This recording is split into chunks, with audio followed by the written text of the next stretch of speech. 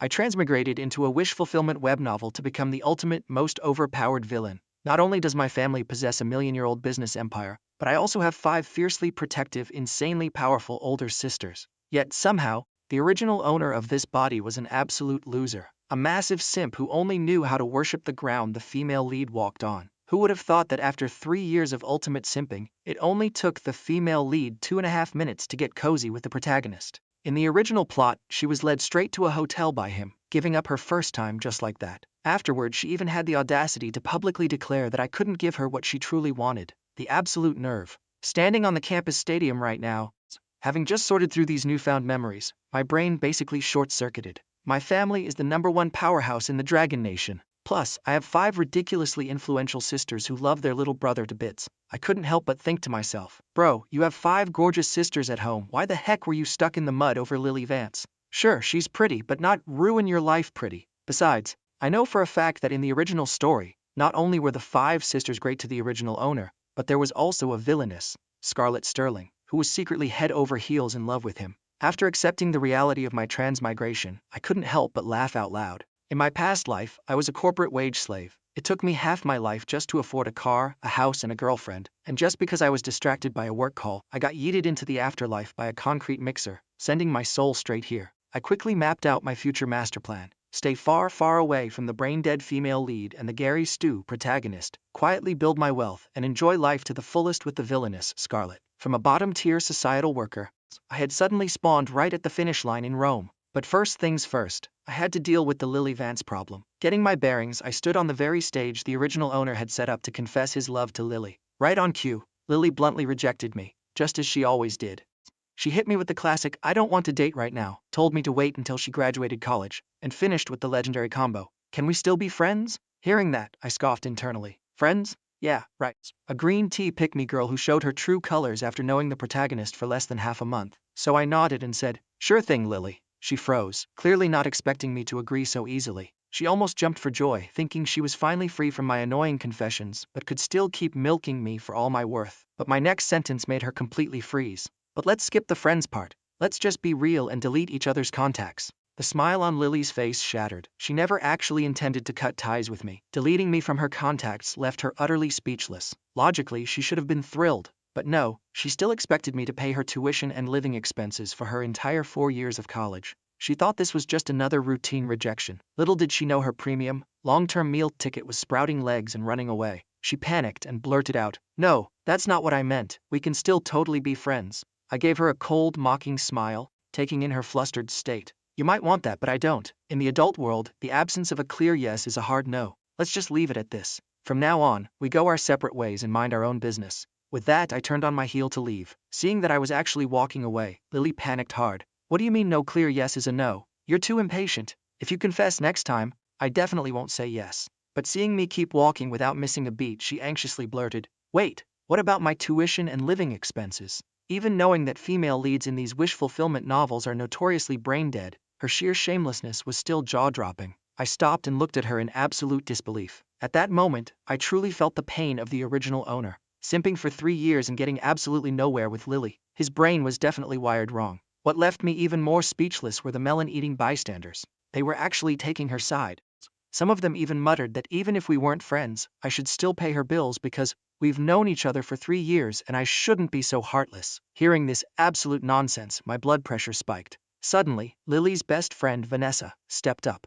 She was also a massive fangirl of the protagonist. She yelled at me, "What's your problem? Are you saying you're not paying Lily's tuition and living expenses anymore? You promised." My anger abruptly vanished, not because I wasn't mad, but because I had reached a level of zen-like fury. I knew arguing with these NPCs was a waste of breath. I replied coldly, "She and I are strangers now. Why the hell should I pay for her? Is it my legal obligation? If you guys care so much, why don't you pay for her? There are so many of you here. Everyone chipping in a few bucks should be enough, right? Don't tell me you guys don't even have a few spare dollars?" Vanessa panicked. "You were the one who promised. How can you go back on your word?" "I don't care, you owe Lily. You have to pay today. If you don't want to pay, you still have to pay." I clenched my fists, letting out a freezing scoff. "All right then, let me ask Lily a quick question. Over the past 3 years, how many gifts have I given you? Just the designer bags alone are worth hundreds of thousands, not to mention the jewelry and cold hard cash. I didn't want to make a fuss, but can we look at it this way? I gave you those things to court you. Since you're rejecting me, hand them all back. They don't belong to you anymore. The moment those words dropped, Lily's face drained of color. She never expected me to play this card. The crowd was equally stunned. They couldn't believe I had dropped hundreds of thousands on designer bags alone for her. To ordinary college students, that was a staggering, astronomical figure.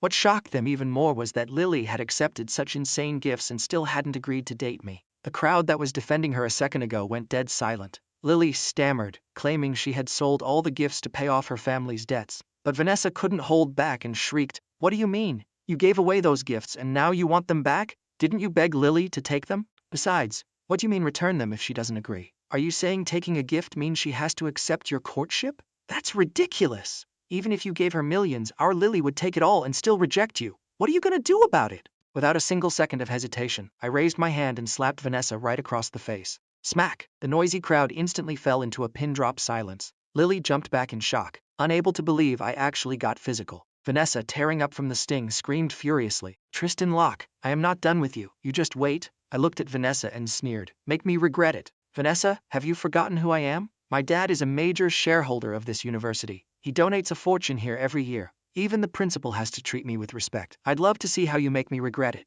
Those words hit Vanessa and Lily like a freight train.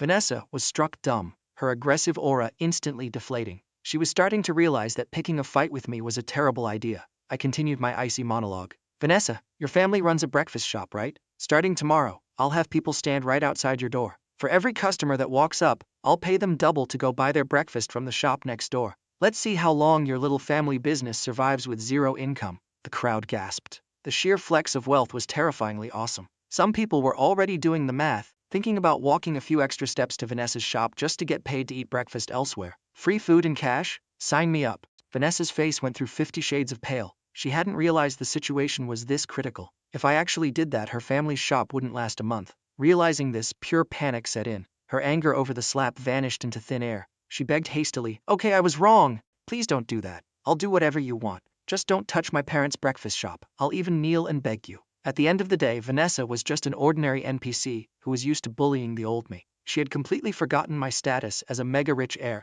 I didn't answer her. I just stared her down coldly. At this point, Lily stepped up with a righteous warning. "Enough. I'm warning you, Tristan. If you hurt Vanessa, I will never speak to you again for the rest of my life. And I won't let you bring me breakfast anymore either." If this were the original owner, he would have been terrified by that threat. But a new soul was steering this ship now. Hearing that, I practically laughed out loud. "Fantastic. That's basically a buy one get one free deal." Seeing me so cheerful, Lily was bewildered. "Are you crazy? Did you not hear me? I said I'll cut all contact with you. If you keep this up, I will literally ignore you for the rest of my life. Got it? The rest of my life." I waved my hand impatiently. "No need to yell. My hearing works fine. Make sure you keep that promise, all right? I fully support you never looking for me again for the rest of your life." With that, I calmly glanced at Vanessa and prepared to walk away, completely dismissing her existence. Vanessa panicked completely. "Tristan, don't go. You're not actually going to ruin my parents' shop, right? You can't do this. I'm begging you, I was wrong." She thought Lily could force me to back down, but she didn't expect me to be so ruthlessly decisive. In her desperation, she lunged forward and hugged my leg. I stared down at Vanessa, clinging to me like a barnacle.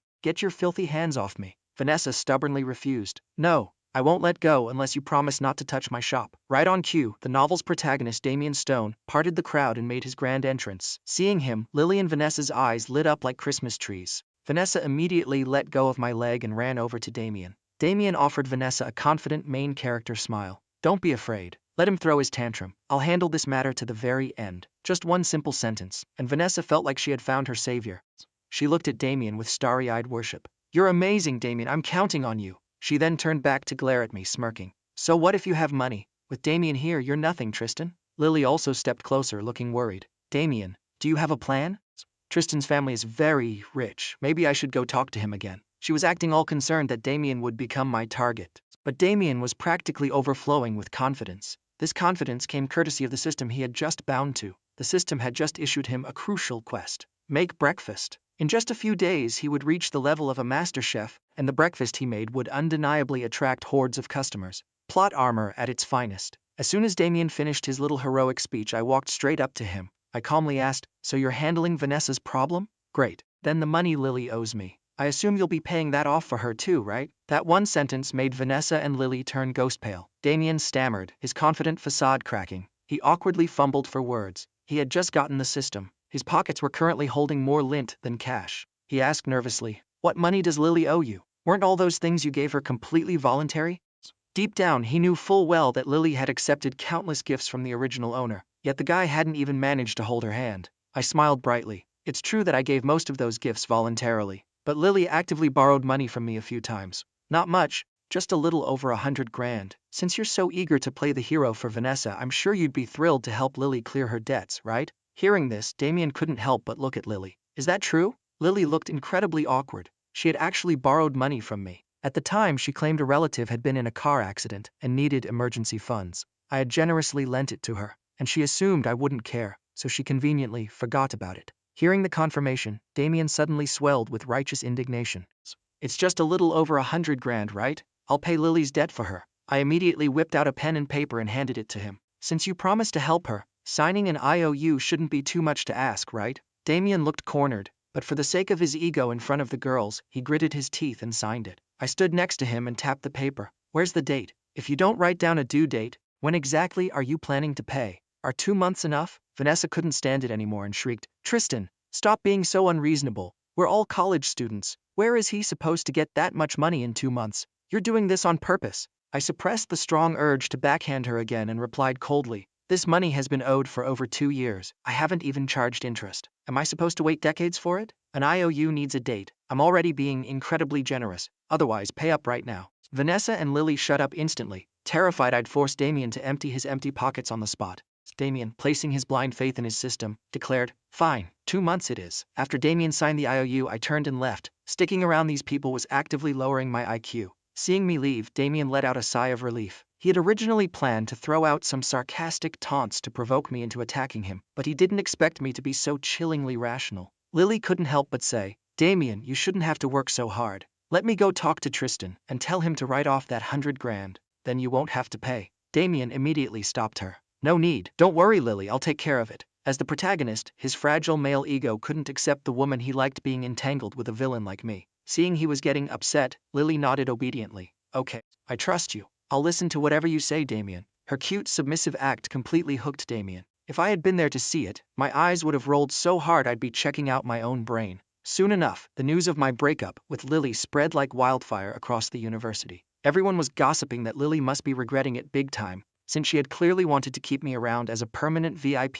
ATM, only for me to brutally cut the cord. Hearing the gossip, Vanessa fiercely fired back. Who says Lily regrets it? Let me tell you, our Lily doesn't regret a single thing. She's thrilled Tristan finally broke up with her. Meanwhile, the entire university had received an open invitation to my party. I had completely rented out the Rose Bar for everyone to party for free. Of course, Damien, Lily, and Vanessa were explicitly uninvited. When the trio heard the news, they grinded their teeth in sheer jealousy, especially Lily. Back when it was her birthday, I had also rented out an entire venue, bought a customized 7-tier cake worth tens of thousands, and gifted her a bespoke designer dress, treating her like absolute royalty. As Lily was walking with Vanessa, her phone buzzed. It was a text from Damien. Lily, are you free tonight? Let me treat you to dinner. Let's go get some fried noodles. Vanessa, reading over her shoulder, squealed. Oh my gosh, Lily, you're so lucky. Damien is taking you out for fried noodles. What are you hesitating for? You'd be an absolute fool not to go. Lily reluctantly agreed, but deep down her heart was wavering, especially when Vanessa insisted on tagging along as a third wheel, making her incredibly annoyed. Vanessa claimed she wanted to ask Damien about her family's breakfast shop situation, but since Lily liked Damien, she didn't exactly want to hand-deliver herself a green hat, get cheated on. Perhaps influenced by my recent actions, Lily was starting to find Vanessa seriously grating. She thought to herself, why are you even coming? Aren't you supposed to be my best friend? Are you trying to be a giant light bulb? But for the sake of friendship, and since she and Damien weren't officially a couple yet, Lily swallowed her annoyance and kept quiet. Meanwhile, at the Rose Bar, I was chilling quietly in the VIP center booth, watching everyone go wild. Throwing this party was just me wanting to experience the simple joys of being obscenely wealthy. On the flip side, at a dingy street stall, the blazing heat from the cooking fire was making Lily miserable. The plate of fried noodles in front of her was steaming hot, but in this sweltering summer weather, she had zero appetite. Her hair was sticking to her sweaty forehead. Damien, trying to be attentive, placed a few extra pieces of meat into her bowl and asked gently, is it good? The fried noodles here are top tier. In the past, Lily would have definitely flashed a brilliant smile and said, it's delicious. You have the best taste, Damien. But right now, she just felt like an absolute idiot. Sitting next to a roaring gas stove eating hot noodles in the middle of a heat wave? What kind of twisted romance was this? It didn't help that Vanessa was practically inhaling her food, constantly praising Damien for picking such a great spot. Lily just wanted to roll her eyes into another dimension. As for me, after getting a taste of the Rose Bar atmosphere, I left early. I hopped into my Rolls-Royce Cullinan and headed straight to Heaven on Earth, the most expensive and luxurious restaurant in the heart of the city's commercial district. Average price, per head, tens of thousands. As my Cullinan glided past, pedestrians couldn't help but stop and stare in awe. Sitting at the dingy street stall, Lily instantly recognized the Rolls-Royce she used to ride in all the time. A wave of indescribable bitter emotion washed over her. Damien followed her gaze and immediately knew the person in the car was me, but I was entirely oblivious to them. The car drove smoothly into the VIP underground parking of the restaurant. If Lily hadn't seen it, she might have been fine, but after seeing it, the plate of cheap noodles in front of her tasted like absolute cardboard. Noticing her depressed expression, Damien stood up and dramatically dragged Lily and Vanessa toward Heaven on Earth to prove a point. While cruising along, I suddenly recalled a plot point from the original novel. Damien's first major rise to power was thanks to a system quest. He was tasked with buying a rundown, abandoned building in a remote area. Because it was so dilapidated and far away, it only cost a few $100,000. But a few months later, that exact area was rezoned into a premium school district. The value skyrocketed from a few $100,000 to over $2 million. Damien sold it and instantly made his first massive fortune. But now that I knew the script, there was no way I was letting that happen. I was going to buy that rundown building before he even got the chance. And not just that building, I was going to buy up all the surrounding properties that were up for sale. If we're going to play this game, I'm playing for keeps. I'm going to blockade every single path the protagonist has. Just picturing Damien clutching his measly few $100,000, running to complete his system quest, only to find he couldn't afford a single brick. Pure comedy gold. However, that wasn't an immediate priority. Getting a second chance at life with this dream-tier background meant I had to enjoy it first. Eating's expensive food wasn't enough. I was going on a shopping spree. My inner shopaholic had been screaming to get out. Before, when watching movies or reading, I always dreamed of walking into a luxury boutique and just pointing at things, saying, "I'll take it all." In my past life, buying something for a few bucks at the grocery store required mental calculus to ensure I wouldn't starve by the end of the month. But now, I could swipe the card until it smoked. I had hundreds of thousands in my pocket money account alone. Even if I blew it all, who cares? I just asked my family for more. According to the original plot, the MC's family was insanely wealthy, but to pursue Lily, the original owner constantly rejected money from his family. He even fought with his parents, leaving them baffled as to why their idiot son insisted on earning his own pennies when his allowance was basically a small nation's GDP. The reason?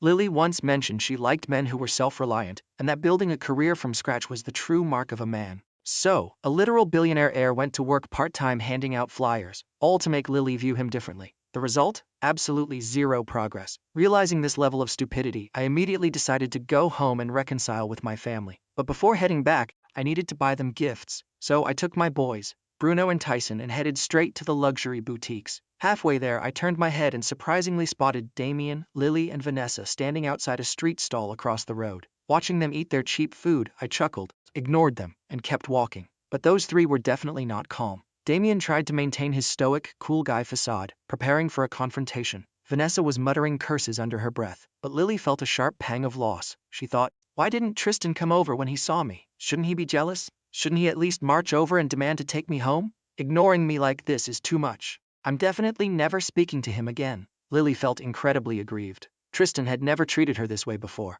Deep down, she knew that if I had come over to take her away, she would have still chosen to stay with Damien just to prove a point. But at least having me fight for her would have satisfied her vanity. Being completely ignored stung her pride. Furthermore, she honestly missed riding in my Rolls-Royce. Why did she give up a luxury car with AC and gourmet food to sweat over a street stall with Damien? Was she an idiot for choosing the hardcore survival route when she could have been living on easy mode? She consoled herself with the thought that Damien will definitely be rich and successful one day. It balanced her out a little, but the bitter taste remained. What shocked Damien and Lily even more was that I wasn't flanked by girls from the club. My companions were just my two bodyguards. This completely scrambled Lily's brain. How is that possible? A rich heir like him, and he isn't surrounded by beauties. She always had a biased, stereotypical view of my rich boy identity, a classic trait of a novel's female lead. But while she was wallowing in self-pity, I was living my best life. At the luxury mall, under the adoring gazes of the sales associates, I waved my hand and bought a mountain of designer bags. Handing them off to Bruno and Tyson was a flex. The staff knew exactly how terrifyingly rich my family was. Even though they had seen wealthy clients, rarely did anyone shop with my level of zero hesitation apathy. A handsome young heir buying Birkins like they were cabbages? They practically fell over themselves, using their sweetest voices to introduce products. Some even tried to slip me their numbers. I rejected them all. Leaving the mall loaded with bags, I remembered I couldn't forget my sisters, so off to more boutiques I went. Walking past a toy store, I noticed the toys in this world were completely foreign to me, yet massively popular. It sparked an idea. Franchises like Transformers or Ultraman would make an absolute killing here. Many legendary movies and shows from my original world didn't seem to exist here either. Realizing this, I saw infinite potential for making money. Suddenly I felt the urge to build an empire. Meanwhile, Lily, Damien and Vanessa had subconsciously followed me. Vanessa kept her bitter expression, still hung up on me threatening her breakfast shop but kept telling herself Damien would fix it. She continued to bootlick Damien. Damien, upholding his protagonist aura, smiled confidently. If this were the original Lily, she would have felt proud of Damien. But right now, Vanessa's constant brown-nosing just annoyed her. She wanted to scream, "You're doing too much, Vanessa." But to save face, Lily just sighed internally, wondering, what is Tristan buying all that stuff for? Right then, Vanessa seemed to read her mind. "Lily, did you see that? Tristan's clearly panicking." Lily was taken aback. "What do you mean?" Even Damien looked curious. Vanessa analyzed confidently. "Think about it, dummy. We saw him buying gifts last night, right? He's buying all those designer bags and bracelets. He's obviously buying apology gifts for you.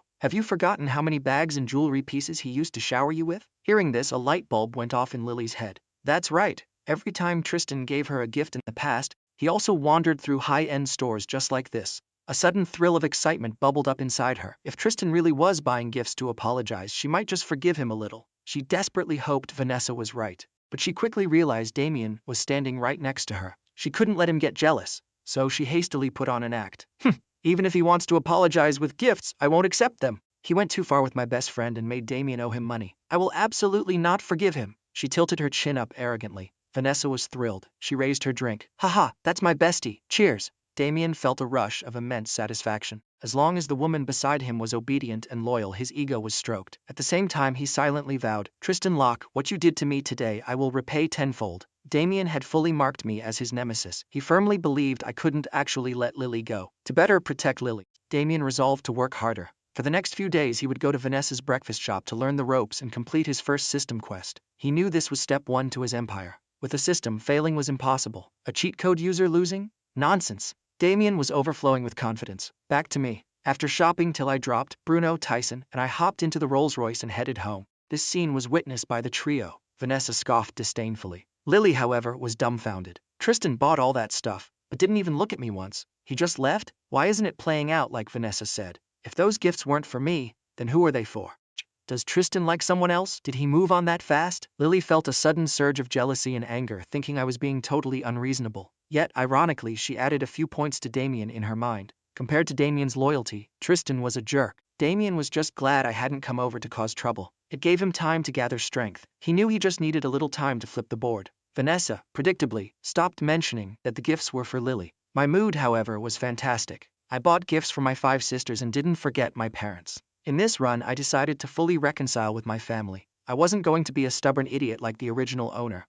Honestly, having a shortcut and choosing to walk through thorns is peak stupidity. The original owner was born into wealth but was brainwashed by Lily's self-made man rhetoric. I had suffered enough as a wage slave in my past life. If someone told me I had a billionaire dad, mansions, sports cars, and an empire ready for me, I'd cry tears of joy. I still couldn't fathom why the original owner was so hung up on Lily. The city is full of beautiful women, and with the Locke family's power, couldn't he have his pick of anyone? Walking into the Locke family mansion, I was struck speechless by the sheer opulence. Before I could even say a word, an elegant woman with her hair in a bun rushed out. "My baby Tristan is home. Come here, Mom will peel an apple for you." This was the original owner's mother, Margaret Locke. Despite being nearly 50, she was impeccably maintained and exuded aristocratic grace. I calmly asked, "Mom, where's Dad?"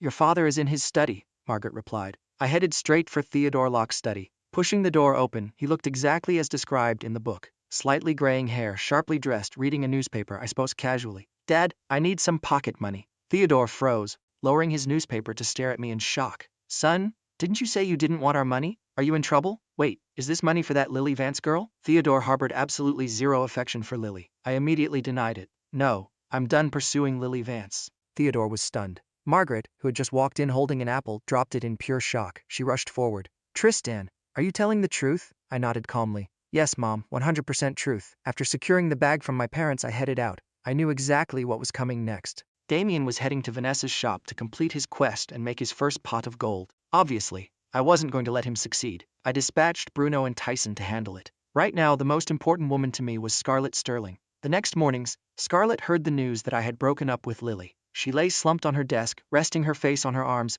idly spinning a pen. She thought, what is Tristan thinking? Did he really give up on Lily? Does that mean I have a chance? I'm so jealous of Lily, having a great guy like Tristan simping for her for 3 years. In the classroom, Lily sat in a daze. Vanessa consoled her. Lily, don't overthink it. Damien is 100 times better than Tristan. You have his attention, which is all that matters. Tristan isn't pestering you anymore. You should be celebrating. These words helped Lily balance her ego. She thought, that's right. Damien is going to be incredibly successful.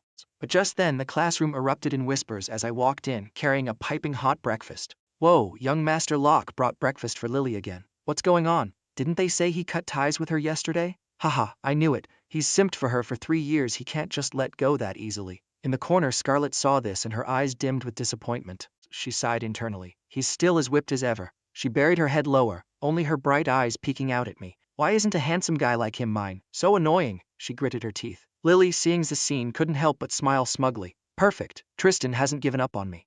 She almost stood up to take the breakfast from me, but rethinking it, she restrained herself, sitting up perfectly straight, eagerly waiting for me to bring it over. She decided not to be cold this time. She would give me a sweet smile to say thank you. Vanessa looked amused, while the rest of the class watched silently, waiting for the drama. As I walked past Lily, her lips parted slightly, the thank you right on the tip of her tongue. But I didn't stop. I walked right past her. The entire class froze. They watched as I walked straight to the back row, right up to Scarlett. Under her utterly shocked gaze, I held out the food. Scarlett, I bought you breakfast. Eat it while it's hot. Scarlett's heart hammered in her chest. She stared blankly, unable to believe this was real. The crowd around us bugged their eyes out, utterly shocked by the plot twist. As for Lily, her brain basically imploded. Her shock vastly outweighed Scarlett's. Tristan is giving breakfast to another woman? A wave of intense grievance hit her. That breakfast was supposed to be hers. Her mind flashed back to the countless times I had brought her breakfast, something she had always taken for granted, and eventually found annoying. My constant presence used to irritate her, but now that I stopped, she couldn't stand it. You said you'd love me forever, and now you abandon me. How can you be so cruel? Lily felt increasingly wronged, tears welling up in her eyes as she watched me stand in front of Scarlett. Her Delulu brain automatically painted us as a sickeningly sweet couple.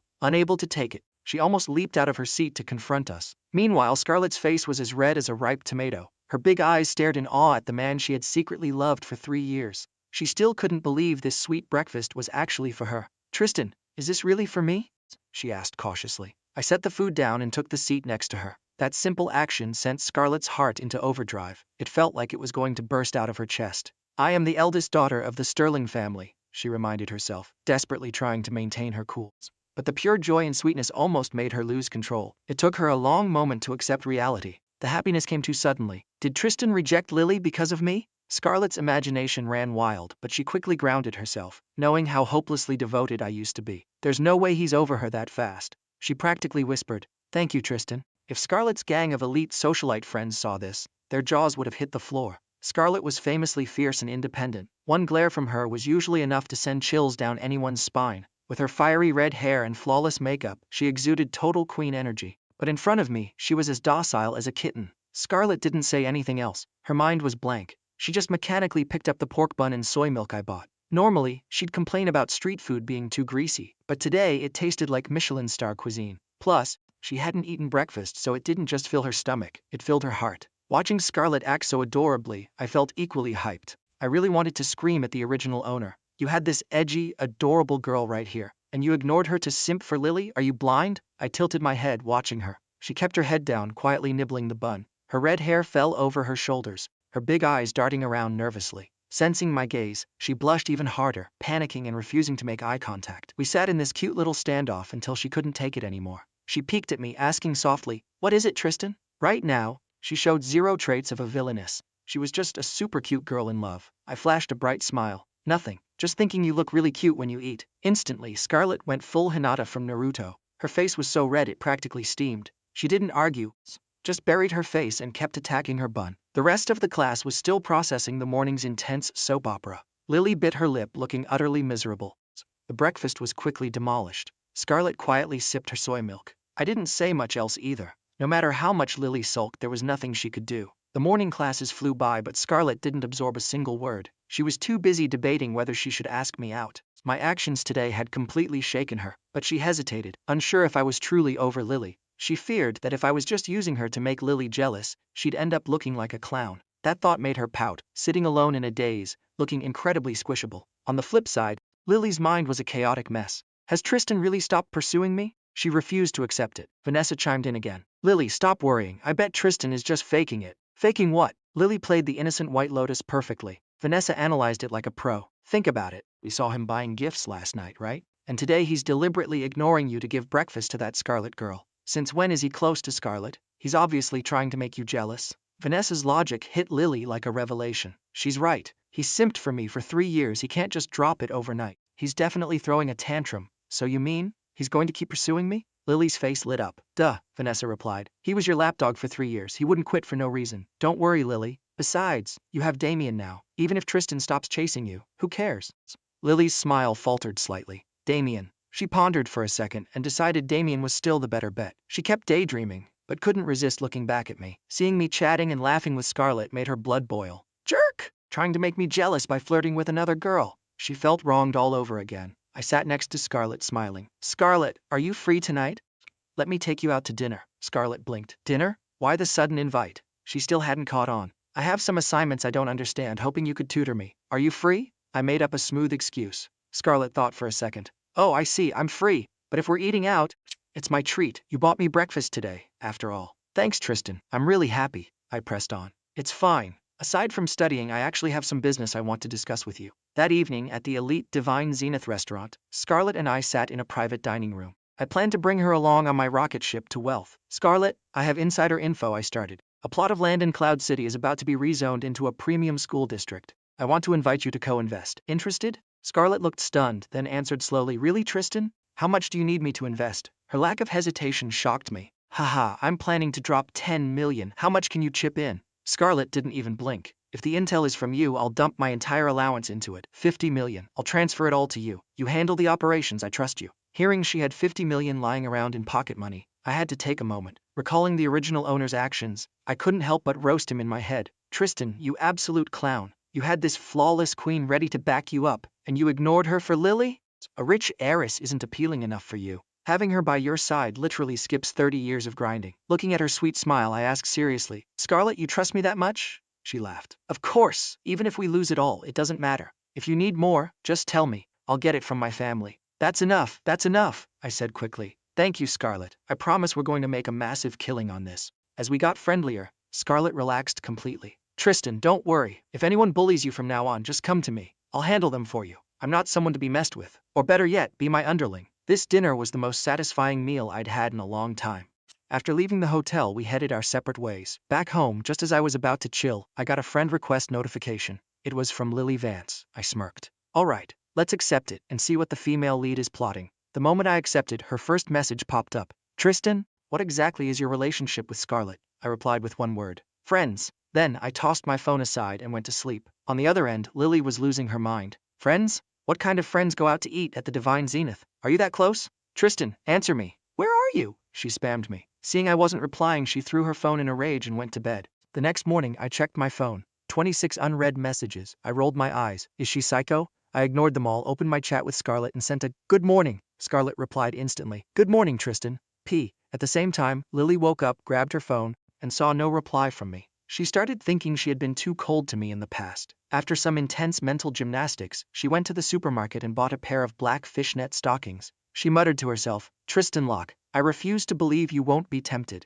Meanwhile, at Vanessa's breakfast shop, Vanessa flashed a sweet smile, introducing Damien to her family. Mom, Dad, this is Damien, my schoolmate. He's here to help out. Her parents looked bewildered. Help? Help with what? Vanessa stated seriously. With the business, obviously. Damien put on his most righteous face. Uncle, Auntie, I'm very passionate about making breakfast. You just need to teach me, and I guarantee I can help make the most delicious breakfast items. Before the parents could respond, Vanessa's busy brother, Victor, laughed mockingly. Hey buddy, are you serious? Making breakfast might seem simple, but it takes skill. Have you ever studied cooking? No, Damien replied. I haven't even cooked rice before. Victor kept working, tossing over his shoulder. Then absolutely not. Even though our shop is in a bit of a slump, we don't need your help. Vanessa, take your friend and go hang out. Mom, Dad, and I are busy. Damien didn't get mad at Victor's dismissal. He kept his faint smile, the classic, slightly crooked smirk of an arrogant protagonist. Vanessa, unhappy with her brother's tone, yelled, "Victor, what are you saying? Damien is super talented." She then whined to her parents, "Mom, Dad,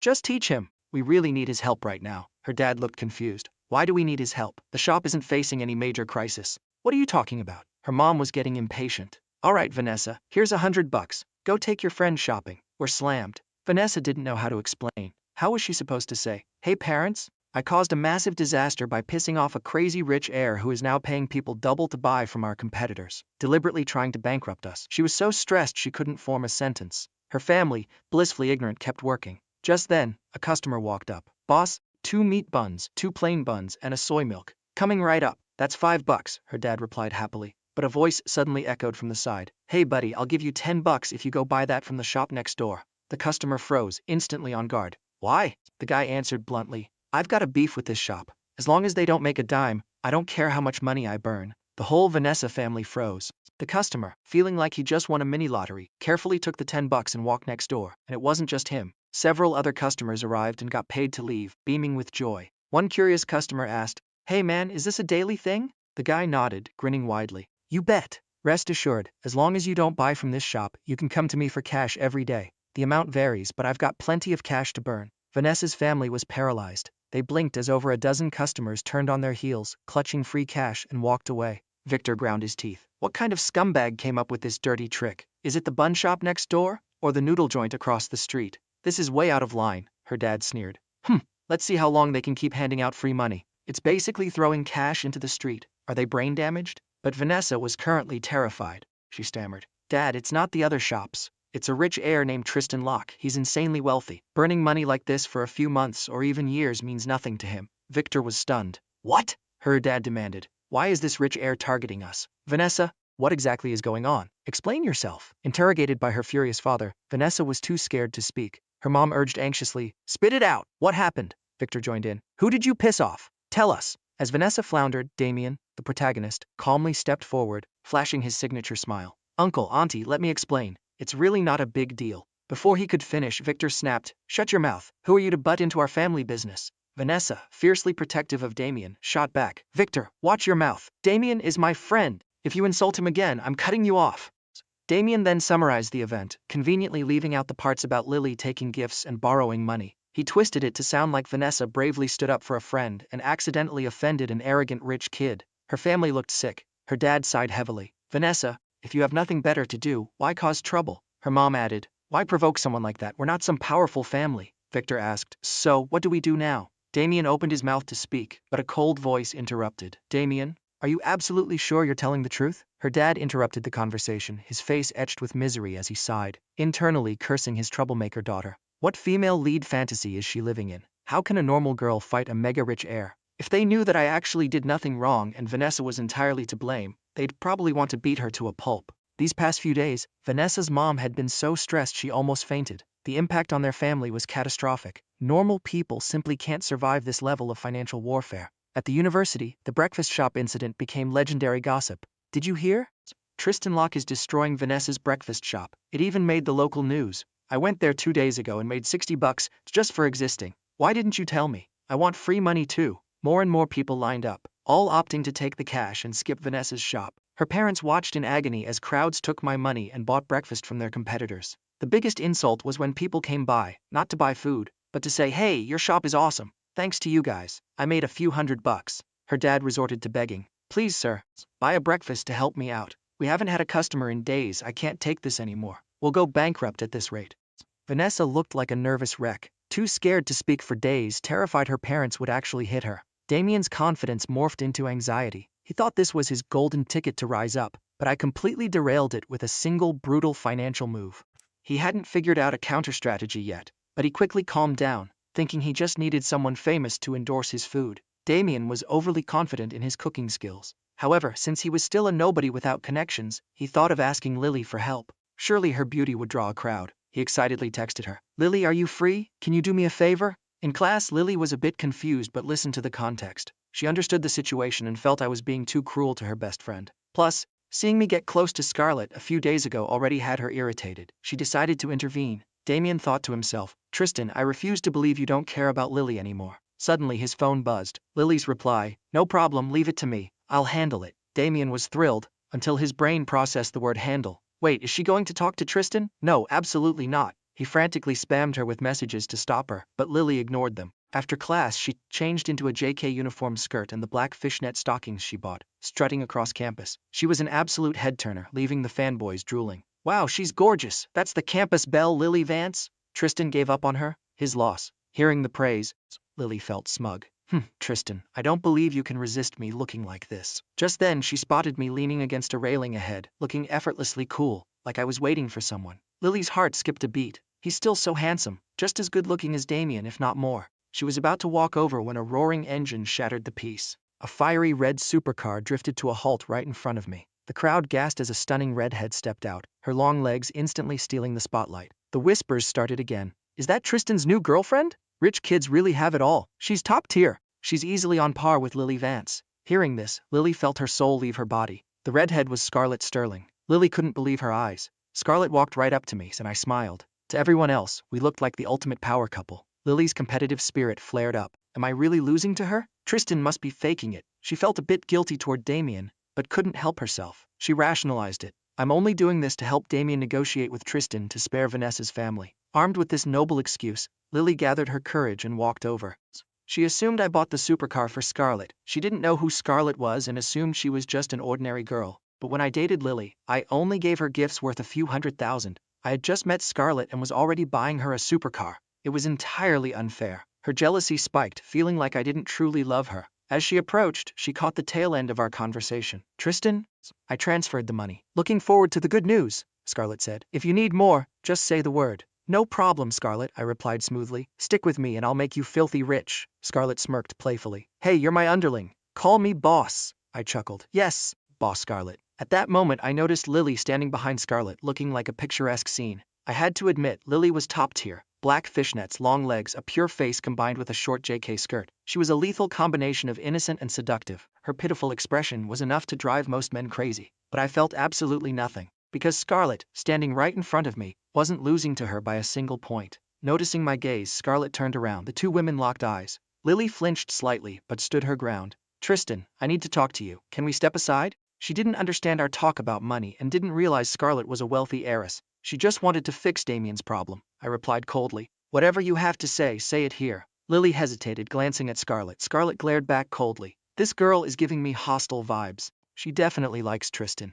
Does Tristan like her back? Scarlett's mind raced, but refusing to lose dominance, she stood tall. Tristan, Lily started, about Vanessa's family's breakfast shop. I apologize on her behalf. Can you please let them off the hook? Just do it for me? Scarlett looked confused. Breakfast shop? Which shop? I replied flatly. No, Lily, she started it. Did you forget how arrogant she was that day? Demanding I pay your bills, telling me I had to pay whether I wanted to or not. Does a simple sorry fix that? Lily grew anxious. But I'm apologizing for her. Isn't that enough? She felt incredibly wronged. Scarlett rolled her eyes internally. What is wrong with this girl? Is she brain damaged? I scoffed. If apologies actually worked, what do we need the police for? But honestly, I had vented enough. Vanessa was a minor NPC. She wouldn't affect the grand scheme anyway. Seeing Lily acting so pitiful, I got a new idea. Right then, Lily gritted her teeth and made a massive sacrifice. Fine. Tristan, I agree to date you. Is that enough? She spoke loudly. The crowd heard her and gasped in collective shock. The gossips went wild. But I just smiled and calmly replied, no, why would I want to date you? I'm not interested. Go find someone else. The crowd was floored. Lily couldn't believe her own ears. When she finally processed it, she stared in horror. Tristan, you're rejecting me. I stayed completely composed. Just because you agree to date me means I have to accept? What kind of logic is that? If you don't have anything actually important to say, stop bothering me. I'm busy talking to Scarlett. Lily stood frozen, utterly traumatized. She genuinely thought she was the only one in my heart, only to be brutally shot down. Tears welled up in her eyes. You liked me. I just said yes. How can you reject me? Before she could finish, Scarlett couldn't take the cringe anymore. She cut in coldly. Hey, Tristan told you not to bother us. Are you deaf? If you won't leave on your own, I don't mind helping you. Scarlett's ice-cold tone was a stark contrast to her obedient attitude with me. Lily looked at me helplessly, like a trapped animal. Tristan, she's threatening me. Say something. I looked at her blankly. Why are you still standing here?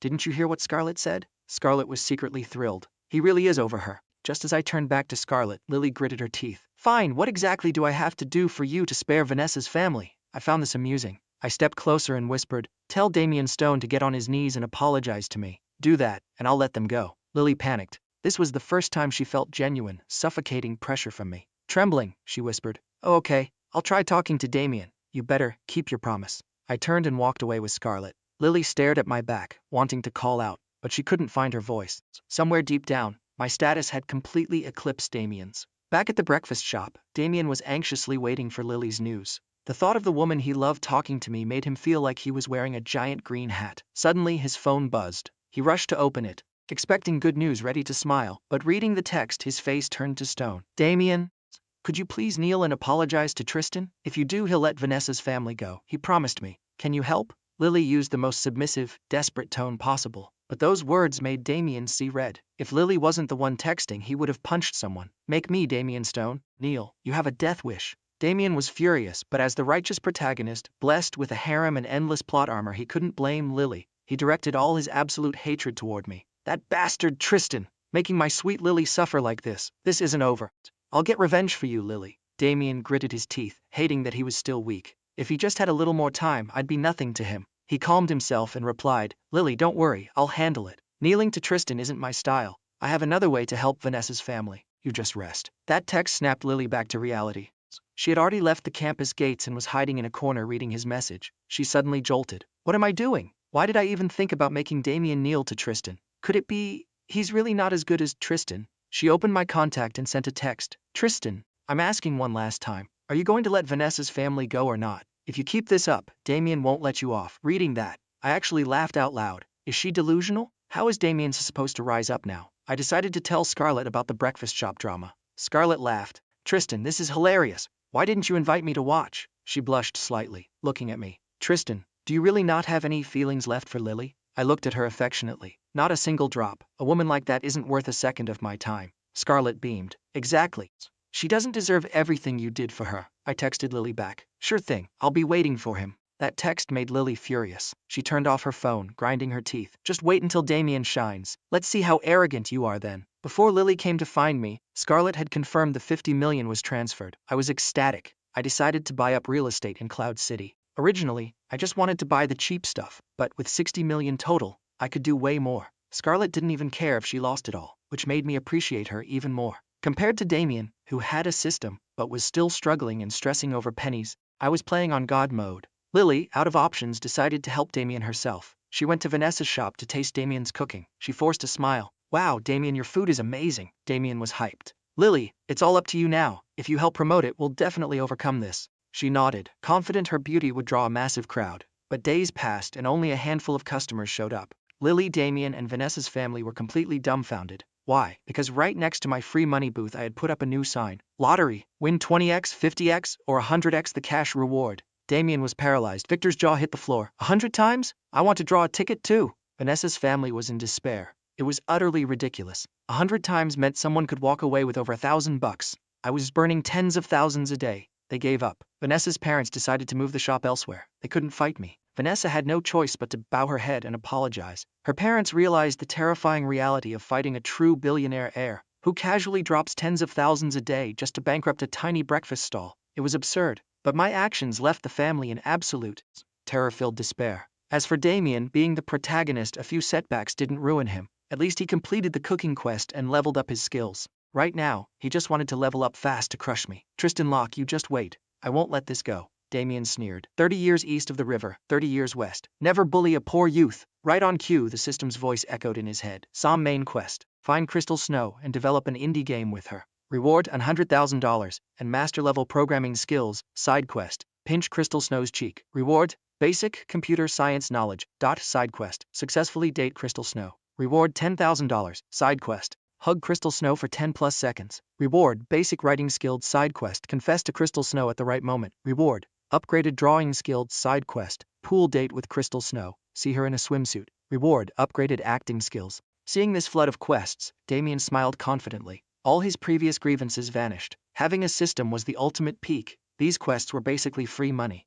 Damien knew Crystal Snow. They had geeked out over coding before, and he had helped chase away a bully for her. They had a solid bond. He figured these quests would be a breeze. Imagining working closely with the cute Crystal, he got incredibly excited. "Once this game blows up, I'll flip the script entirely. Tristan, just wait. I'll crush you under my heel and make you beg Lily for mercy. Damien felt totally justified. Getting cozy with Crystal wasn't wrong. He never considered it might hurt Lily. He assumed Lily would just understand. As for Vanessa's apology, I didn't care at all. Vanessa was in tears. Tristan, I'm sorry, I was wrong, please forgive me. I was completely out of line. I coldly reminded her. Too late for sorry. Do I look like I have time to play games with you? In absolute despair, Vanessa did something that genuinely shocked me. She started unbuttoning her shirt. I jumped back. What the hell are you doing?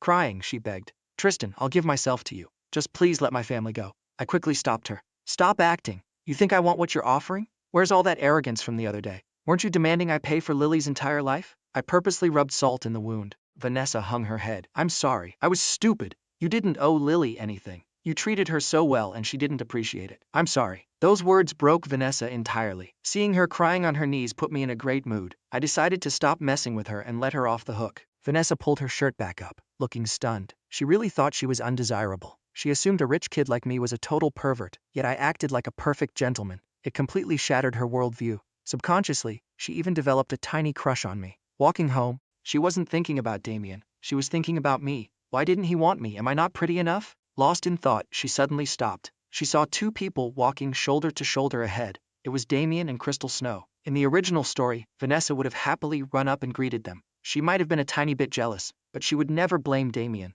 But now, she felt disgusted. He's on a date with another girl? Doesn't he like Lily? Vanessa's worldview crumbled again. Suddenly, a pleasant voice echoed behind her. Vanessa, wasn't Damien your shining knight? Even seeing him with another girl, you just think he's too excellent, right? Vanessa jumped. She finally realized how twisted it was. I only ever loved one person, or so she thought, while Damien flirted with Lily and was now openly dating someone else. Even if they hadn't done anything explicit, walking intimately in a park late at night was crossing a line. What about Lily? Vanessa was furious. Damien was totally in the wrong. If Lily found out, what would happen? After a moment's hesitation, impulsively she took a picture and sent it to Lily. Lily, look at this. Damien is strolling with another girl. Vanessa knew they basically acted like a couple. Damien always said he loved his sweet Lily. The shock came when Lily replied almost instantly. So what? Damien is so amazing, it's normal for other girls to be around him. It's fine. But that jerk dared to sneak out with someone else. Just wait till I deal with him. Seeing that reply, Vanessa was utterly speechless. Lily, are you not mad? Her mental state collapsed. All her goodwill toward Damien vanished. She had fought her family for him, fought me for Lily, ruining her own life. Now she didn't know what to do. Ultimately, Vanessa was just a minor side character. When Lily got bullied, Damien would play the hero. But Vanessa was just a stepping stone for his quests. Once he failed to use her shop, he instantly dropped her and moved on to Crystal Snow. Crystal, meanwhile, was drowning in Damien's gentle act, finding him incredibly charming. In the half-month they knew each other, she found him responsible, smart, and radiant. She wanted to be closer. Importantly, he hadn't tried anything sketchy yet, which made her want to drop hints. In the park, Damien suggested making a game together. Crystal's eyes lit up. Really, Damien? You want to make a game with me? That's exactly what I wanted, Damien boasted. With your help, we'll make a national hit, maybe even go global. Thanks to the system, he was fearless. Crystal, oblivious to his cheat code, trusted him implicitly. I believe in you, Damien. While Damien and Crystal were hitting it off, my life was much more peaceful. According to the plot, I should have been texting Lily to check on her. But ever since I stopped simping, my life was fantastic. I even traveled to Cloud City with Scarlett's 50 million, taking Bruno and Tyson to negotiate real estate. Friends knew I was the lock heir and fast-tracked everything, saving me a ton of hassles. Damien was supposed to buy that rundown building. He should have had the cash from saving Vanessa's shop and borrowing from the girls. But this time, he got nothing from Vanessa, and Lily had asked him for money, which I flatly refused to give her. Damien was broke, plus, he still owed me 100 grand. If he didn't pay up, he couldn't buy the property anyway. He had to pivot to Crystal to get the system rewards, or he wouldn't even be able to pay off his debt. When buying the main building, I conveniently bought all the cheap surrounding houses too. Total cost, over 30 million. Once done, I headed back to the Lock Mansion. Theodore and Margaret were ecstatic when they heard Scarlett invested 50 million in me. That night, Scarlett and I had dinner at the Divine Zenith. I told her all about the real estate sweep. Scarlett listened, mesmerized. Finally, I joked, Sister Scarlett, aren't you afraid I messed up and your money evaporated? I upgraded her status to sister to secure that sweet, villainous protection. Scarlett laughed heartily. No way, you're my underling. What's there to fear? If you lose it all, just tell me. I'll get more. She raised her wine glass, her radiant smile stunning me. I didn't hide my next move. Sister Scarlett, I'm eyeing the Mirage Bar next. I plan to buy it. In the original plot, Damien rented this bar because the owner, Morgana, took a liking to him. Morgana wasn't a main female lead, just another one of Damien's simps. She was an over 30, perpetually single, fierce boss lady who had zero interest in men. But when Damien beat up some thugs harassing her, she fell for him in days. I remembered thinking that plot point was ridiculous. Single for decades, falls in love in 3 days? Talk about a slap in the face to logic. Female leads and side characters were all completely brain dead for the protagonist. But whatever, I just wanted to buy the bar to cut off Damien's easy money route. Scarlett supported me 100%. Go for it, if you run out of cash, I've got you covered. Her generosity genuinely moved me. Sister Scarlett, you are the best. After dinner, I acted the perfect gentleman and took Scarlett home. Meanwhile, Damien was quietly building his empire with Crystal, totally forgetting Lily. Lily, on the other hand, thought it was normal for Damien to have girls around him, but still told herself to work harder to keep him. I honestly admired her ability to get cheated on and stay perfectly serene. What surprised me was that Lily still hadn't woken up from her delusion that she could control me. A few days prior, Lily treated her roommates to a meal but over-ordered, racking up a $700–800 bill. One clueless roommate ordered expensive seafood. Lily was too embarrassed to stop her but panicked when the bill arrived. A roommate suggested, "Lily, just call Tristan. Doesn't he always pay for you?" Lily had a light bulb moment. Sure, things were rocky, but a few $100 wouldn't be a big deal to me. She grew confident, thinking this was the perfect excuse for me to apologize. She texted, "Tristan, I treated my roommates but didn't bring enough money. Can you cover it? It's just a few $100. I was chilling when I saw it. I stared at the screen. You treat your friends and don't have money,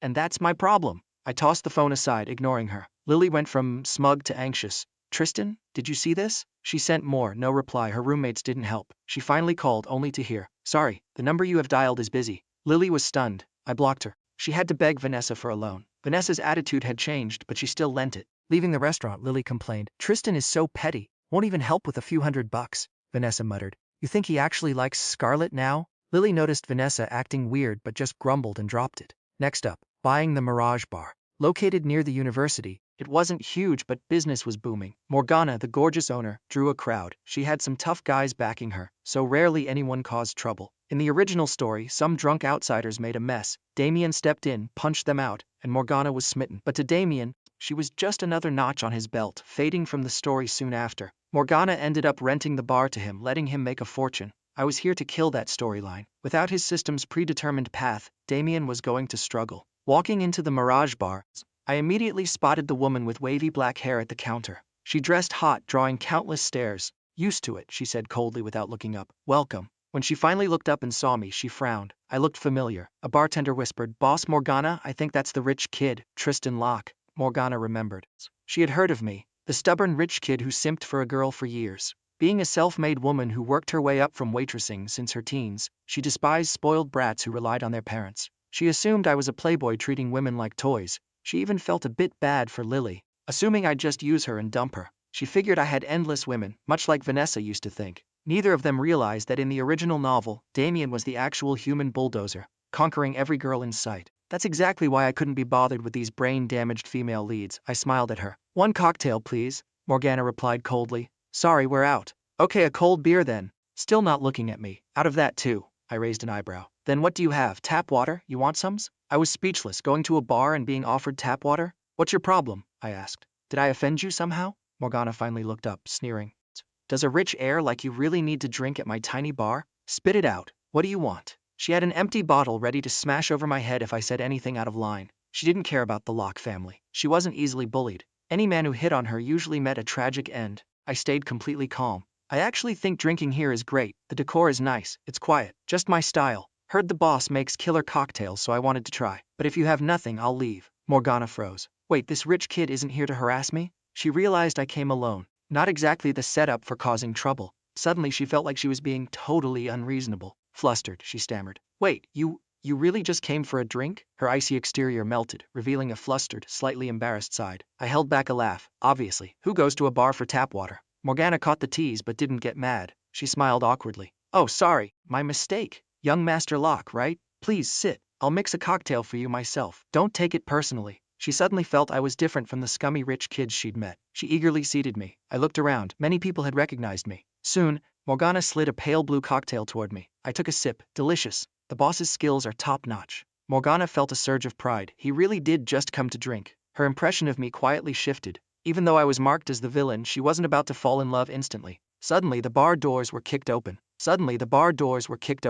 A group of drunk, rowdy men stumbled in. A guy with a blonde mohawk yelled, "Boss lady, get us cold beers." Morgana frowned. She didn't hate customers, but drunks were trouble. She turned to get the beers, but Mohawk suddenly grabbed her wrist. "Damn, your hands are soft. Come party with me tonight. Gorgeous. I got cash." Morgana snatched her hand back, furious. But before she could explode, I grabbed a beer bottle, walked over, and smashed it directly over Mohawk's head. Crash! The crowd, originally just watching the drama, looked on with wicked satisfaction. They weren't worried about me. They pitied the thugs. These idiots really messed with Tristan Locke. They are so dead. The whole bar whispered, assuming I did it to protect Morgana. Morgana thought the same. Since I hadn't done anything creepy to her, she didn't believe I was just there for a drink anymore. Seeing me teach these punks a lesson for her, the way she looked at me changed. She wanted to see how I'd handle it. Bruno and Tyson immediately rushed in, unleashing a flurry of punches that left the thugs bruised and battered. I ordered coldly, "Throw them far away. Don't let them ruin the boss's business." I knew if Damien was here, Morgana would have said,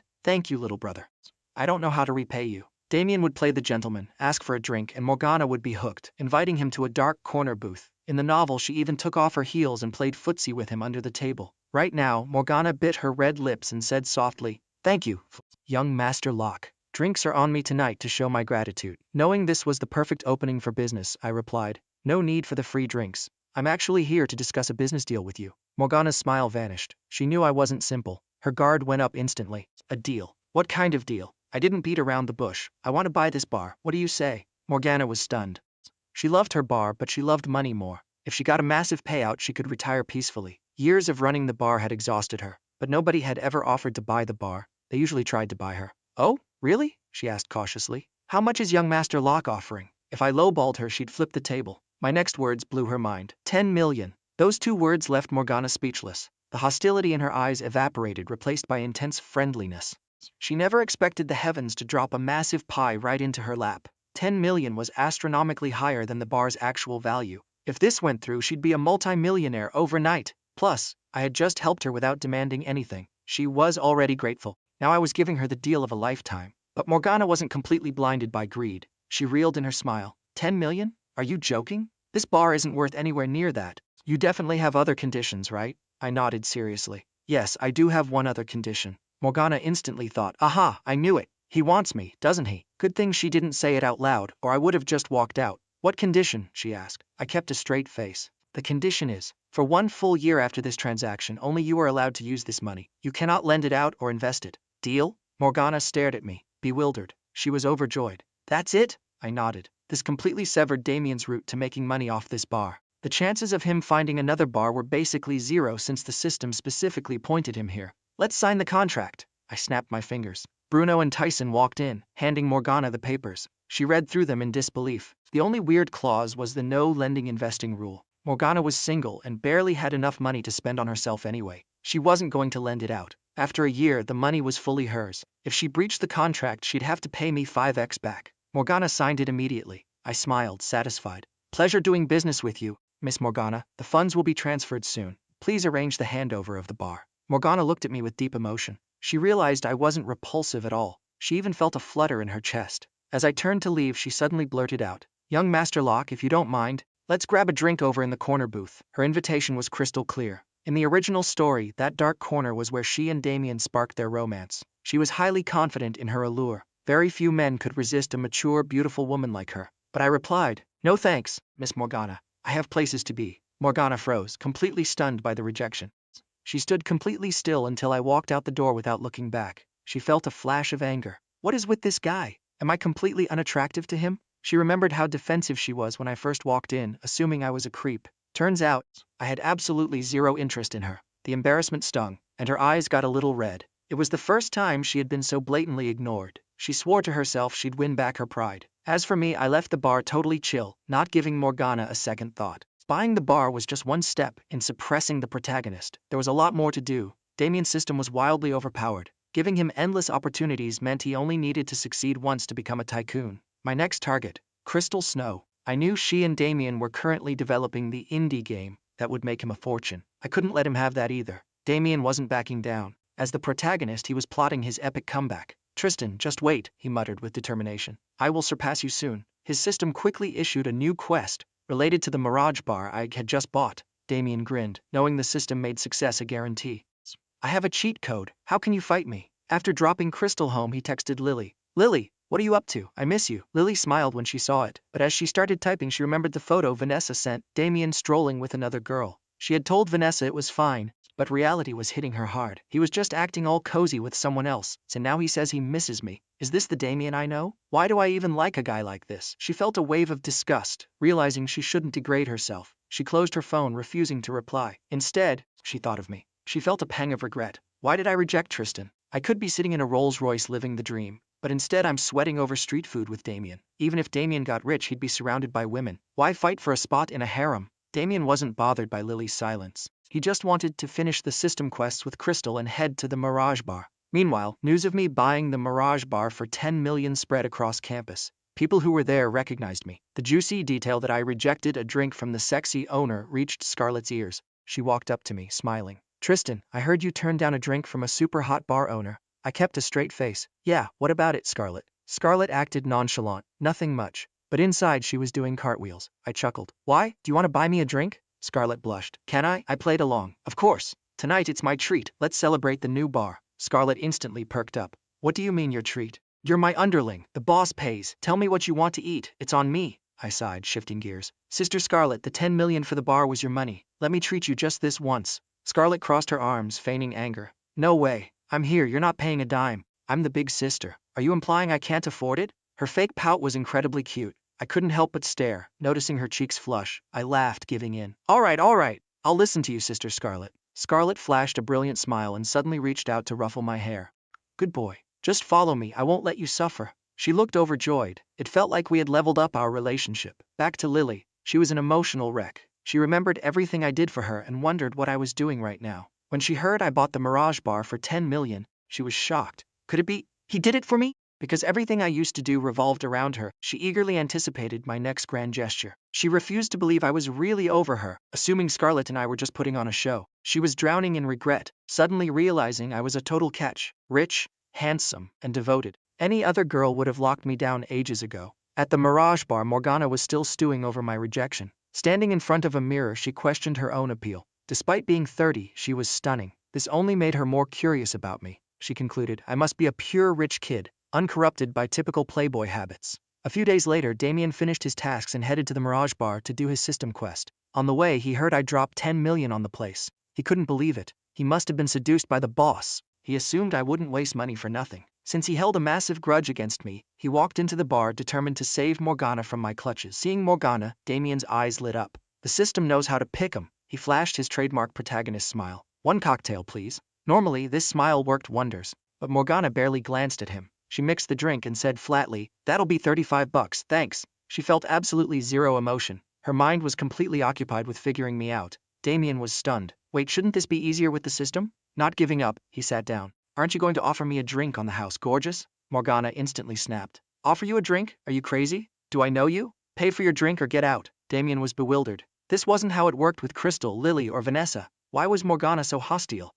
Assuming she was still the owner, he thought I hadn't fully acquired the bar yet. He assumed my 10 million offer included buying Morgana herself, which she obviously rejected. Damien decided to bust out his ultimate move. 30,000 a month to rent the place. He smiled brightly. Wait, beautiful, hear me out. You'll want to buy me that drink once I'm done. Morgana lost whatever patience she had left. She glared at him. Did you hear me? Get the hell out, or I'm calling security. She had no time for a guy who couldn't even afford a $35 cocktail trying to hustle her. Damien panicked and dropped the act. Look, I have a business proposal. Rent me the bar for a month and I guarantee I'll double your profits. He was confident she couldn't resist, but Morgana just thought he was mentally ill. Rent her bar to a total stranger? She flagged down her bouncers. Two massive guys approached to drag Damien out. Hey, what are you doing? Damien yelled. Don't you trust me? I promise I'll. Damien struggled, managing to knock back the two bouncers. He straightened his jacket, thinking he looked pretty badass. But Morgana just viewed him as a public nuisance. Right at that moment, she spotted me walking in. Young Master Locke, she called out, surprised. Are you here to take over the bar? The bar was technically already mine, but she wanted to stay and run it for a bit longer. Damien whipped around, his eyes shooting daggers at me. He was convinced I was threatening her. As a righteous protagonist, he decided to enact justice. He lunged at me, aiming a kick, but before his foot even got close, Tyson intercepted and launched him backward. I calmly looked at Damien on the floor, then asked Morgana, So boss, feeling a bit attached to the place? Before she could answer, Damien scrambled up and charged me again. I stood perfectly still, watching him faceplant. I didn't even flinch. I turned back to Morgana. Well, do you miss it? Morgana smiled warmly. Of course, you paid a premium. I am completely on board. Thank you so much, you're literally my savior. Her respectful attitude left Damien absolutely flabbergasted. He almost coughed up blood. What? Isn't Morgana supposed to be part of my harem? System, what's going on? Am I getting cucked? Heartbroken. Damien glared at me, chatting happily with Morgana. Unable to take it, he yelled, Morgana, don't be afraid. I'll protect you. Morgana looked at him like he had two heads. Afraid? Why would I be afraid of young Master Locke? Damien ignored her and glared at me. Tristan, if you have a problem, come at me. Leave Morgana alone. He felt incredibly heroic. But to Morgana he just looked like an absolute clown. Are you not being blackmailed by him? Damien asked, shocked. Morgana looked at him with pure disdain. Blackmail? He just gave me 10 million for the bar. I can't thank him enough. You're the one causing trouble. She turned to me, voice softening. Young Master Locke, do you know this guy? I replied lazily. Yeah, goes to my school. We've got some beef. Damien realized the situation was going south and prepared to bolt. But right then a girl with long black hair walked in. It was Lily Vance. Everyone froze. She was clearly there to see what the deal was with the bar, secretly hoping I had prepared a romantic surprise for her. She was stunned to see me and Damien in the same room. I felt nothing, but Damien was overjoyed, thinking Lily was his backup. He walked toward her, reaching for her hand while glaring at me to provoke me, but Lily smoothly dodged his hand.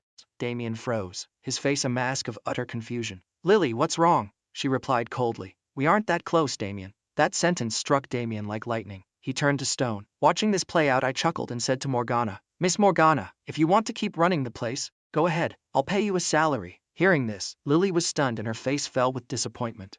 Suddenly, the unexpected happened. Lily stepped forward and reached out to hold my hand, but I smoothly dodged her, too. Just then, a fiery red supercar roared up to the entrance. A redhead with an aura of absolute dominance stepped out, leaving everyone in awe. Tristan is on another level, another top-tier beauty. I saw Scarlet and smiled. This was the ultimate slap in the face for Damien. All his hopes were crushed. The scene was straight out of a sitcom. Damien tried to hold Lily's hand and got dodged. Lily tried to hold my hand and got dodged. Then Scarlet showed up. Damien stared at Scarlet, drooling slightly. Despite the flash car, she was just as stunning as Lily and Crystal. Lily, furious at seeing me with yet another gorgeous girl, yelled, Tristan, you say you like me, but you're flirting with other girls. You're disgusting. Damien, fueled by jealousy and his hero complex, decided to try his luck again. He approached Scarlet with his signature smile. Hello, I'm Damien Stone. Can I get to know you? Bam! Before he could finish, Bruno rushed forward and punched Damien into next week. I gave the signal, and Bruno and Tyson proceeded to beat him to a pulp until he couldn't even twitch. Scarlet looked at Damien with pure disgust. You're polluting his bar. I was furious too. This Gary Stu had the audacity to hit on Scarlet right in front of me. Lily, watching the whole thing, lost her mind. This guy just tried to hold my hand and now he's hitting on another girl right in front of me? Absolutely vile. She finally saw Damien for what he was and couldn't believe she had ever simped for a guy like that. Morgana watched the beatdown and severely downgraded her opinion of Damien. Where does his overconfidence even come from? She lost all interest in him, regardless of his potential. Damien tried to hype himself up. I have a system. I'm supposed to save beauties from villains. He genuinely believed he was the good guy. I just wanted to make sure Scarlet didn't get scammed. Both Lily and Morgana completely cut Damien off in their minds, but seeing me leave hand in hand with Scarlet, both women felt a complex mix of emotions. Does Tristan actually love Scarlet? Lily wondered bitterly. That redhead gets way more attention from him than I do, Morgana thought with a sigh. Damien, seeing an opening, tried to launch a surprise spinning kick to clear the crowd. He jumped up but landed looking like a messy, bruised disaster. He told himself these trials were just the heavens testing him, swearing to fight me to the end. But my complete apathy toward him drove him insane. He was coughing up metaphorical blood. Morgana shouted, "Throw this trash out! What a mess!" She was utterly disgusted.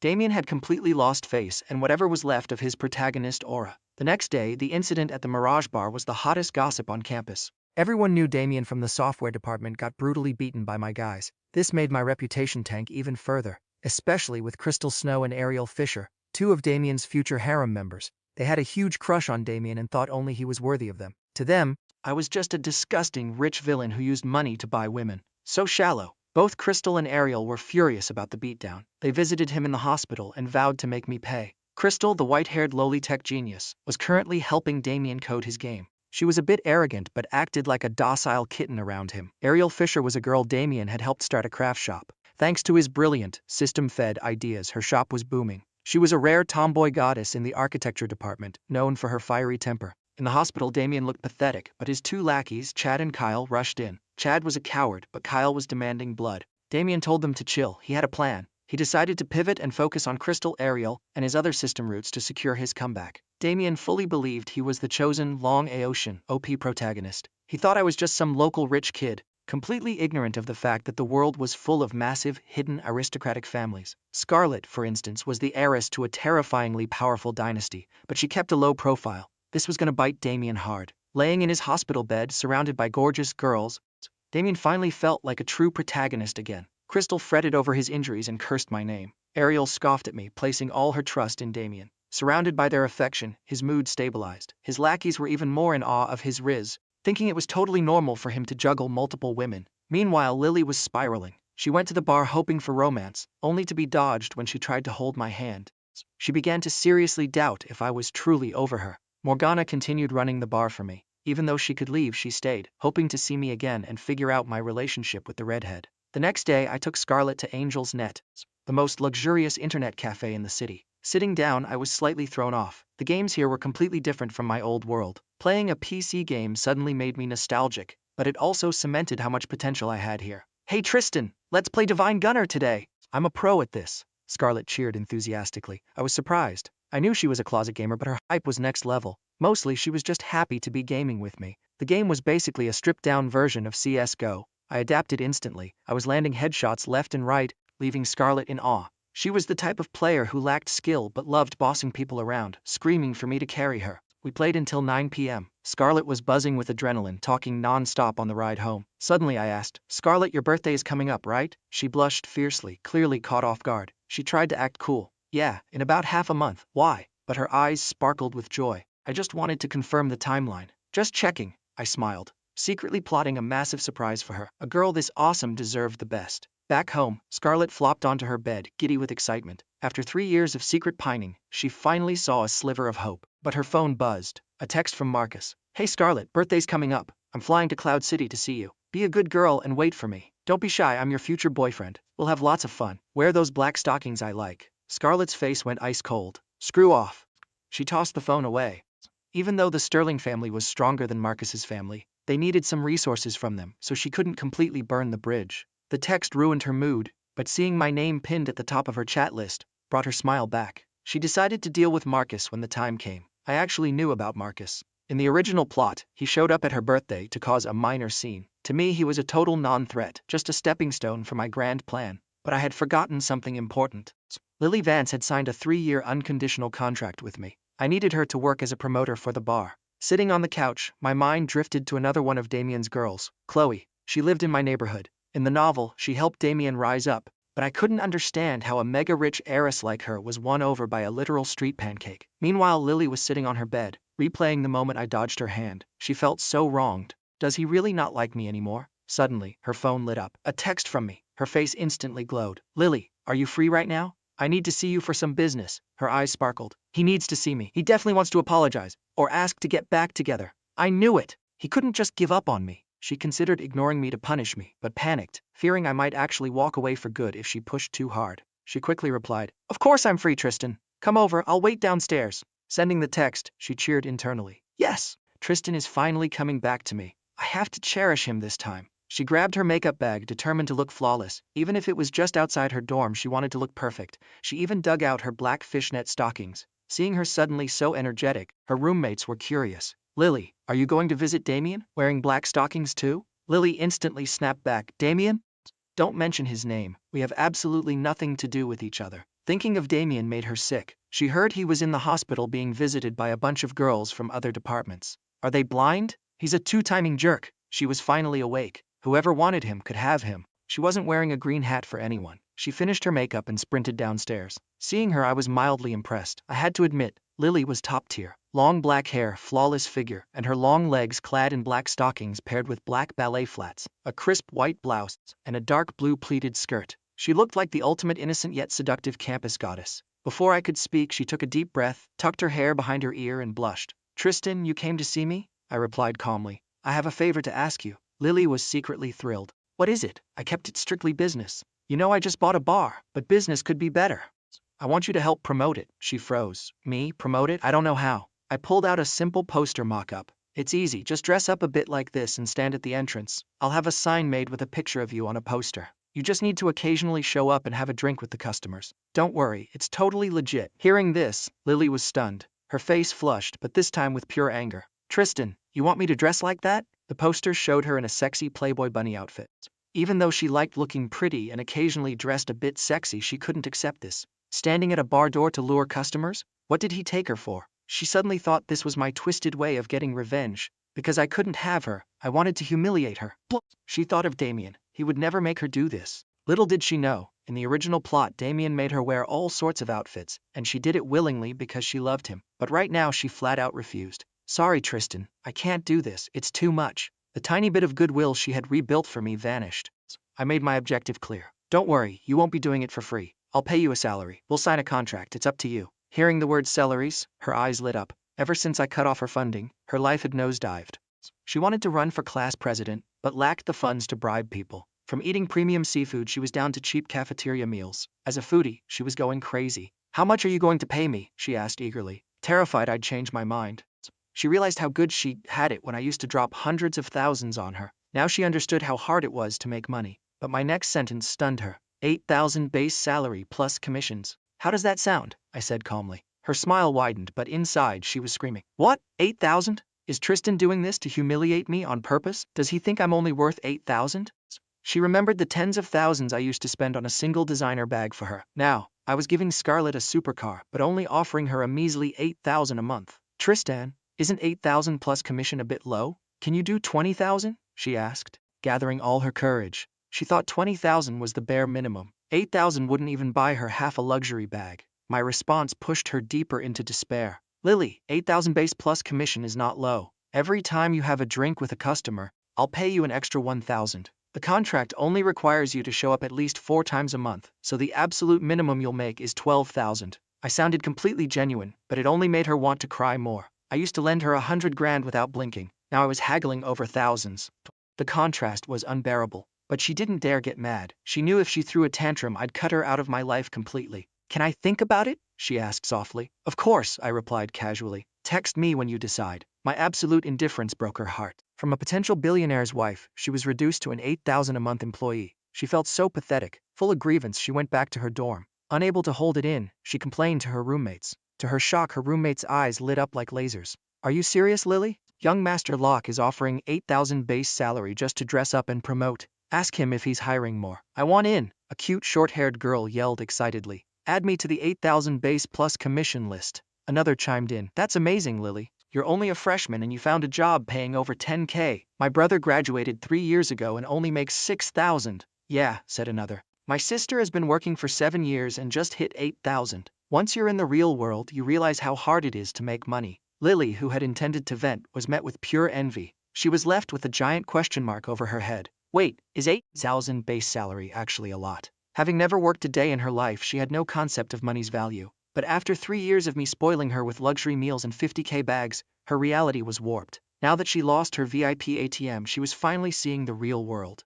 This actually balanced out her feelings. She realized I wasn't treating her terribly. 8,000 was good. Plus, working under Tristan meant more contact. Who knows, maybe she could win me back. Feeling optimistic, she texted. Okay, I agree. Let's sign the contract. I received the text and didn't feel much. It saved me the hassle of finding someone else. But the news that Lily Vance was going to work at the Mirage Bar in a bunny suit quickly reached Damien's ears. He went absolutely ballistic. What? Lily is working at Tristan's bar? In a bunny suit? No, absolutely not. Tristan, you're dead meat. Damien was furious. To him, Lily wearing a bunny suit for other men was no different than giving him a massive green hat. He was convinced I was using dirty tricks or blackmail to force her into this. He felt a burning need to play the savior. Despite his unhealed wounds, Damien forcibly discharged himself from the hospital. Meanwhile, after finalizing things with Lily and checking in with Scarlett, I began plotting against another female lead, Veronica Frost. She was a young CEO and one of the board members of the university. In the original plot, her car gets a flat tire and Damien conveniently passes by and fixes it for her, making her make it to her meeting on time. It was a classic system-generated encounter. Veronica is impressed, and later, when they meet on campus, she nods at him, shocking his lackeys. Damien plays dumb. Is she famous? Lackey, she's a mega-rich CEO and board member. Damien, oh, I just helped her fix a tire. This boosted Damien's ego to the moon. Eventually, he conquers the ice-cold CEO, turning her into a thirsty member of his harem who despises me for relying on my family's wealth. But I had a counter-strategy. Veronica might be a powerful CEO, but she absolutely idolized Vivian Locke, my older sister, a legendary figure in her industry. In the original story, Veronica didn't find out Vivian was my sister until much later. This time, I was going to use that card early. The next day, I drove the supercar to the girls' dorm to officially sign the contract with Lily. Lily came down, dressed elegantly. No black stockings this time, but her long, pale legs were captivating enough. When she saw me roll up in the supercar, her heart raced. She missed riding in it so much. Remembering the envious stares from before, she realized how stupid she had been to choose Damien's bicycle over my Rolls-Royce. The supercar stopped in front of her. Lily stood there, gripping her small purse, looking like a dream. Passing students stared, mesmerized. Whoa, isn't that young Master Locke and the campus goddess, Lily Vance? Are they finally together? Man, just holding her hand would be worth bragging about for a year. Hearing the whispers, Lily hoped I would open the door and invite her in. Instead, I just handed her a contract through the window. Read this. If there are no issues, sign it. Her face fell. She was still in denial, hoping I'd take her on a date after she signed. She reluctantly took it, skimmed it, and signed it obediently. Great, I said. Start work tomorrow. I already told the boss. Make sure you change into the uniform. Oh, and the photographer I hired is a woman, so don't worry about any creeps. Lily froze. A female photographer? Tristan, that's so thoughtful. But then she blurted out, wait, Tristan, don't you want to see me in the bunny suit? The moment she said it, she wanted to die. What am I saying? Where is my pride? Her face burned scarlet. She had never acted this desperate with Damien. But seeing her flustered, I felt absolutely nothing. Not really, what's there to see? That answer struck her like lightning. She doubted her own attractiveness. Am I really that unappealing to him? She wanted to cry. I was about to drive off when she panicked and called out, wait, Tristan, aren't you going to take me out to eat? I looked at her, baffled. Why would I do that? Lily stammered. Then why did you drive the supercar here? I replied flatly. Oh, I'm picking Scarlett up right after this. We're getting dinner. Need something else? Lily froze, taking psychic damage of massive proportions. Her emotions broke, tears pooling in her eyes. You're really taking Scarlett to dinner? Her voice cracked. Yeah, why would I lie? I answered calmly. I felt zero pity. I'm crying right in front of you, and you're not even going to comfort me. She swore to herself that if I just said one nice thing, she'd throw herself into my arms. But I remained completely indifferent. You crying has literally nothing to do with me. My absolute coldness snapped her back to reality. She brought this upon herself by treating me like garbage before. Demanding I comfort her now was delusional. She tried to compose herself and say goodbye, but a voice suddenly interrupted. Tristan, stay the hell away from my sweet Lily. I turned to see Damien limping aggressively toward us, bandaged up like a mummy, looking utterly ridiculous. The crowd immediately turned their attention to the drama. Lily felt nothing but disgust seeing Damien, especially when he called her his sweet Lily. Who is your sweet Lily? So gross. She hadn't spoken to him in days, yet he still acted like he owned her. She was speechless at his sheer audacity, especially since he was simultaneously dating other girls. Does he have no shame? But Damien, living in his own protagonist bubble, firmly believed I was forcing Lily into this. Tristan, I know you're using dirty tricks to force Lily to work for you. And in a bunny suit? Keep dreaming. You think my Lily is that kind of girl? I won't let you get away with this. Don't think your family's money scares me. 30 years east, 30 years west, I will make you regret this. I sighed. Is that so? Too bad Lily just signed a legally binding contract. If she breaches it, she owes me triple her salary. That's 24,000 bucks. Damien paused, doing the math. Wait, 24 grand? That's not that much. But he still didn't have the cash to save her. He gritted his teeth. Fine, I'll pay her 24 grand penalty. I couldn't care less. Whatever. I can just hire someone else. With my money, finding a dozen pretty girls is a Tuesday. Damien thought he was being an absolute gigachad. He looked at Lily tenderly, completely forgetting she had dodged his hand. I smiled. Just remember to wire me the penalty, plus the 100 grand you already owe me. The clock is ticking, Damien. Damien ground his teeth. Don't worry, I won't short you a single penny. He believed this was just another trial for a system user. I looked at Lily. All right, Lily, our contract is terminated. But unexpectedly, she shrieked. Terminated? Who said I wanted to terminate? I signed it. You're not ditching me. I'm working for you. I blinked, genuinely surprised. Damien looked like his brain had blue screened. Lily, what did you just say? He couldn't fathom that she wanted to work for me. He was certain I had blackmailed her. But seeing me casually agree to let her go destroyed his theory. He turned to me, furious. I said I'd pay. Why are you still harassing her? I stared at him. Harassing her? Ask her if I'm harassing her. I seriously need to call the cops on you lunatics. Dealing with these NPCs was exhausting. Harassing her? Ask her, I repeated, mocking him. Damien couldn't handle the fact that a villain like me was acting more reasonable than him, the chosen one. Lily was sick of Damien's lectures too. Even though she wasn't madly in love with me yet, I was light years better than Damien. I was polite, gave her a job, and even hired a female photographer. Damien, on the other hand, called her my Lily while actively dating someone else, and tried to grab her in public. She looked at Damien with pure ice in her eyes. Damien, what exactly are you? Even if you become a billionaire one day, the way you juggle multiple women makes me sick. I'd rather have nothing to do with you. She turned and walked toward the passenger side of my car, intending to get in. Damien watched, devastated. He imagined me giving him a smug, villainous smirk as I put my arm around Lily's bare shoulders, with her not resisting at all. For a harem-seeking protagonist, this was the ultimate nightmare. He clenched his fists, enraged that his first conquest was failing so miserably. But what shocked him even more was when Lily reached for the door handle. I locked it. "What are you doing?" I asked. Lily looked pitiful. "Tristan, I just wanted a ride to the bar. Is that not allowed?" I put the car in gear. "The passenger seat is exclusively for Scarlett." That sentence was like shoving a bowl of dog food down her throat, her regret amplified 1,000 times. Damien was equally stunned. What? Tristan won't let her in the car? He couldn't process it. Does Tristan really have no ulterior motives? No blackmail? Nothing? Damien's mind broke. Lily is so beautiful. He chased her for 3 years. How can he just let go? But Damien quickly spun it into a positive. Good. If Tristan doesn't want her, I'll win her back. He regained his confidence and said respectfully, "Lily, don't worry. With me around, no one will bully you. Follow me and I'll protect you for life." Lily was absolutely speechless. Is he brain damaged? At this point, uttering those cheesy lines was just pathetic, she replied coldly. No thanks, I don't need your protection. Even if Tristan won't let me in his car, I'm still not going anywhere with you. Please stay away from me. Her brutal rejection hit Damien like a truck. The world turned gray. He stood frozen, unable to understand what he did wrong. Why is she pushing me away? The system was entirely useless here. Suddenly, a loud, energetic voice echoed. Damien, what's wrong? Damien looked up and instantly smiled. It was Ariel Fisher, another female lead. She had long, silky black hair, pale skin, and rocked a JK skirt with long black socks. Unlike Lily's pure vibe, Ariel was a fiery tomboy who often forgot she was a girl. She was gorgeous but loud, shattering any illusion of being a delicate goddess. Still, her tough girl energy had plenty of admirers. In the novel, Damien called her bro to get close, eventually winning her over. He helped her open a booming craft shop after she was bullied by another rich kid. He used his system to clear the hurdles, and when people asked whose shop it was, he proudly declared it was Ariel's. Naturally, I had already planned to ruin this plotline too, but her sudden appearance was a surprise. Lily frowned, smelling a turf war. Another beautiful girl, clearly siding with Damien. Damien was thrilled. He was making great progress with Ariel. She had even visited him in the hospital and promised to hit me with a hammer if she saw me again. Ariel, why are you here? Damien smiled warmly. Ariel glared at me with intense hatred. I was just passing by. Is there a problem? Don't worry, Damien. I've got your back. She spoke softly to him, trying to save his face, but turned her venom on me. She marched up to my car. You're Tristan Locke, right? I'm warning you. Don't think your money lets you do whatever you want. I believe in justice. If you bully Damien again, Ariel Fisher, will make you pay. I raised an eyebrow and smirked. Oh really? And if I order my guys to beat him up again right now, what exactly are you going to do? Ariel shook with rage. I'll call the cops and have you arrested. I shrugged lazily. Cool, call them, let them arrest me. Ariel ground her teeth, thinking I was unbearably arrogant. Rich kids are all scum, only Damien is a real man. If they knew how talented he was, they'd be terrified. She knew Damien had a creative team, thanks to the system, and idolized him for it. Don't get too cocky, she snapped.